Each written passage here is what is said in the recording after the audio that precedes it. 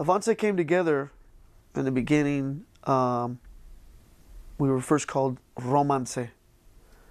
A friend of ours, Victor Cafe Agosto, had started and originally asked me to play and manage the band. My original audition was actually, it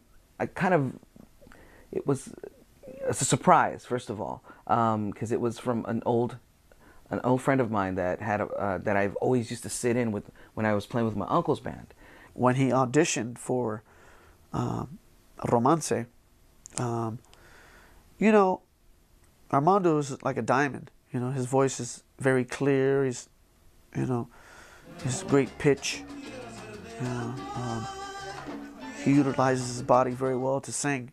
Utilizes his vocal thing, his technique is totally happening. When I got there, he said, "Well, you're going to be singing lead as well."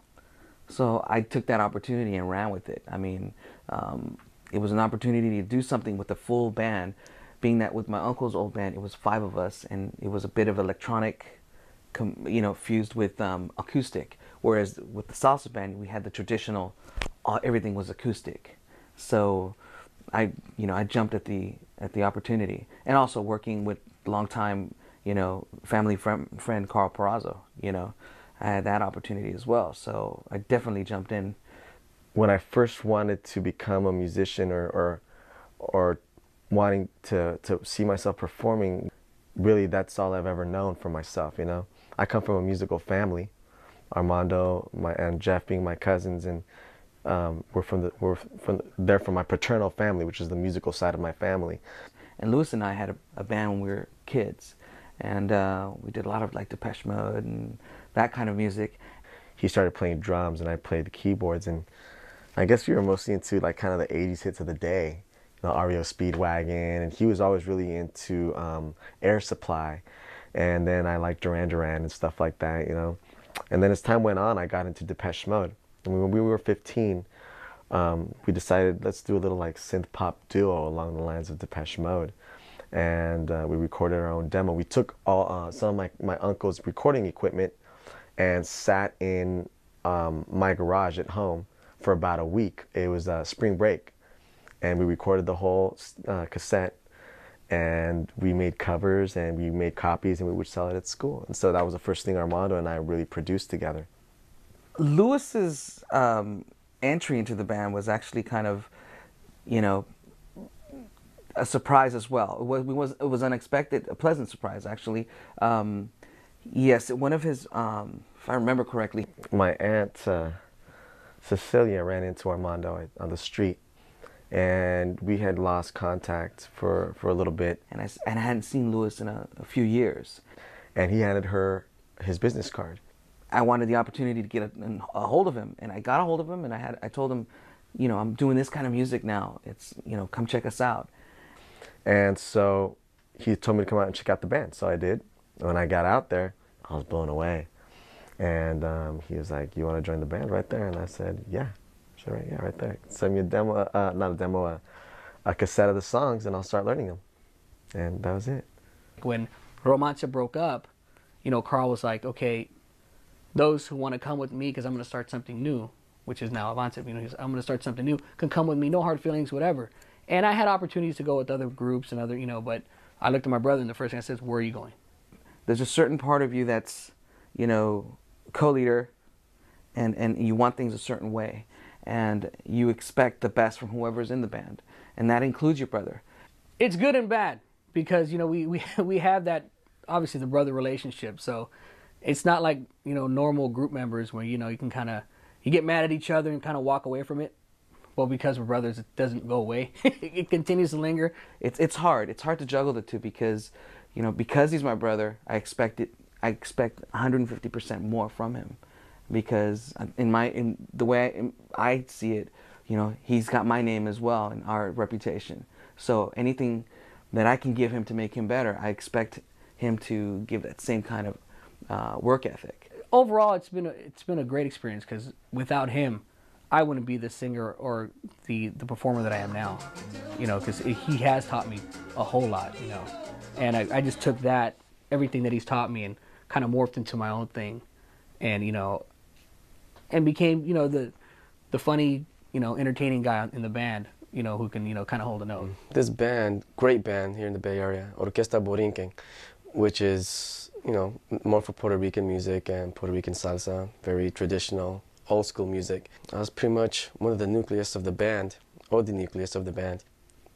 I was with these guys with Borinquen for 7 straight years, to where I was like, I gotta find something different. Avance was coming back into play, who Jeff has always been with. So Jeff had basically told me, why don't you try us out, man? Why don't you change and see if you like it or not?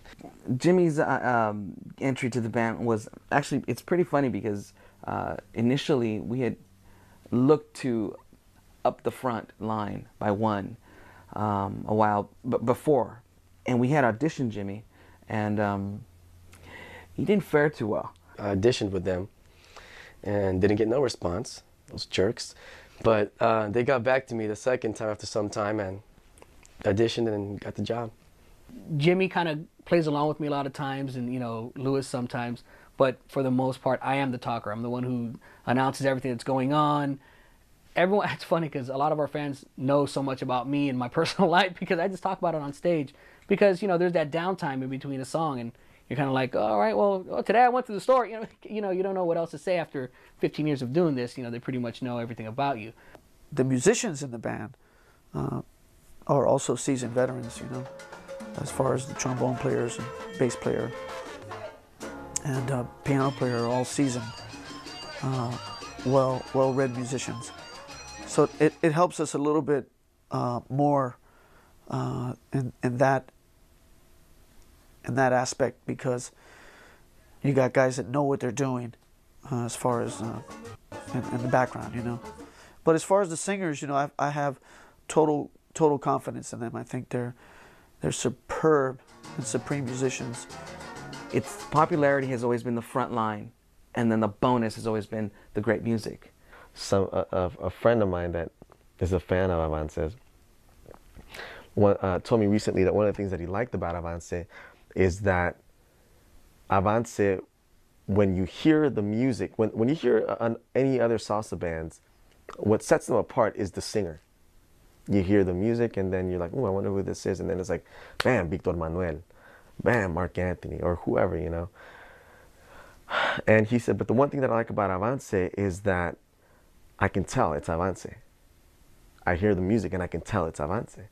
And I know Avance is very well known to be in that box by the book, vocally. And the uniqueness of Avance is we do the 5-part, 6-part harmonies, which allows us to do the different kinds of music. We do the Cuban timba, we do the Puerto Rican style, Colombian style, New York style, and very traditional style as well. With the whole Sergio George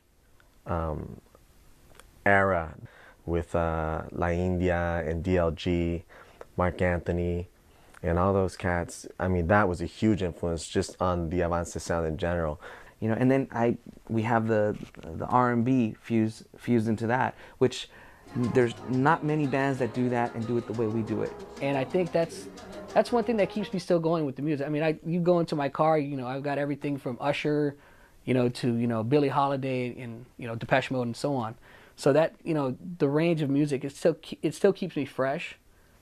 We throw in anything that we like, and Armando has such a good sensibility about bringing these sounds together, and as a producer, fusing that stuff that it just works, man. I mean, a lot of what we've got going really in my mind has to do with Armando and just his experiments with the type of music that he fell in love with.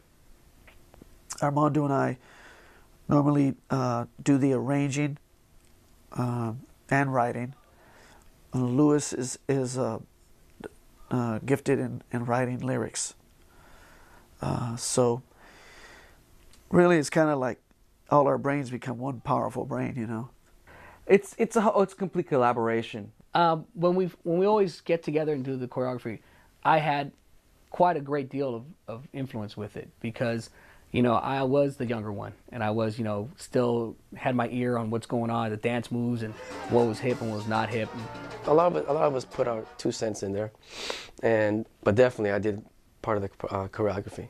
I mean, a lot of it, you know, we look at some tapes of the old school, and then we kind of combine the R&B. You know, my brother and I had an R&B band before, and we did our own collaborations, our own choreography, and we used to take stuff from whether it be Kid and Play, you know, those old '90s R&B groups, you know, Boys to Men. We would try to at least give that same kind of performance that you would see in one of those concerts to on one of our concerts. If it looks square, if it looks too old school, you know, then I'm like, no, wait a minute, you know, that's not us. You know, let's keep it a little old school, but let's, you know, put our flavor into it, and that's definitely, I have a huge part to do with that, definitely. I feel very confident in the team that I have right now. To me, there's a great team of assassins that can go and really hold their own as individual musicians. There was a time where it was more father figure, big brother figure over the student, but the students have become very wise, and they know what they want, they know what they want to hear, and they know how it should be done. Carl's influence has been phenomenal for me as far as knowledge, whether it be musical, whether it be from a perspective as far as a performer. You know, you can't ask for a better influence and a better mentor than Carl Peraza. I wouldn't be the musician that I am today if it wasn't for Carl or my cousin. You know, and I think when you work with really, really good musicians, the beautiful thing about it is they listen to you too. So there's a mutual exchange. You know, it's been funny, man. It's been a tough 10 years because the band has been top, you know, and it's just we haven't gotten the break yet. It's been tough. It's tough to get a big band out there. People don't want to pay, and these are musicians that make their living as musicians solely. Because the Bay Area is such a small community, it's really hard to get out there. Musically, we're there already. We're there, you know.